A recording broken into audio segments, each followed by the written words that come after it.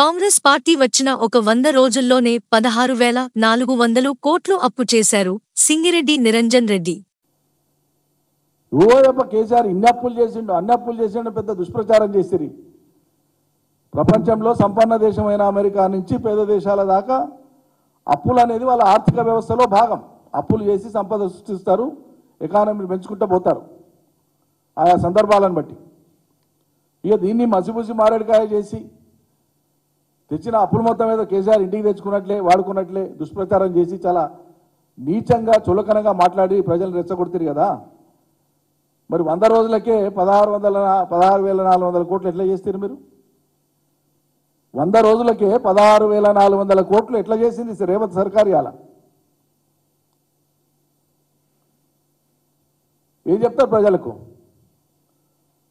మీరు చేస్తే గొప్పతనం మంచితనం, ఇతరులు చేసింది చెడా? ఒకటి మాట్లాడే ముందు రేపు ఈ పరిస్థితి వస్తే ఏం జవాబు ఇవ్వవలసి ఉంటుందో అనేటువంటి స్పృహతో మాట్లాడాలి. ఎప్పుడు మాట్లాడినా ప్రభుత్వాలను నడిపేవాళ్ళు కానీ ప్రభుత్వాలకు వద్దామనుకునేటువంటి వాళ్ళు కానీ అలా మీరు మాట్లాడినప్పుడు మీకు స్పృహ ఉండాలి. అప్పుల గురించి మాట్లాడినప్పుడు నిలదీసి మాట్లాడతారు కదా.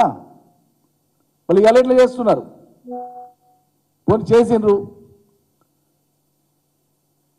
మేము తొలి ప్రాధాన్యతగా రైతాంగాన్ని వ్యవసాయాన్ని ఎంచుకున్నాం. అలా